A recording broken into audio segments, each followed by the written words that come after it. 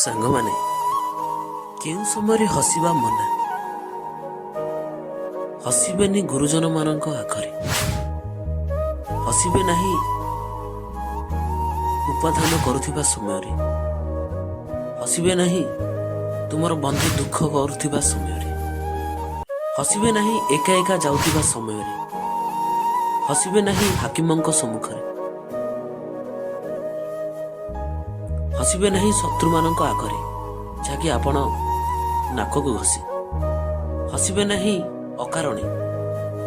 ପଣ୍ଡିତମାନଙ୍କ ମଣ୍ଡଳରେ, ହସିବେ ନାହିଁ ସମ୍ମାନ ମିଳୁଥିବା ବେଳେ, ହସିବେ ନାହିଁ ପୁରସ୍କାର ପାଉଥିବା ସମୟରେ, ହସିବେ ନାହିଁ ଅନ୍ନ ଯେବେ ଭୋଜନ କରୁଥିବା ସମୟରେ,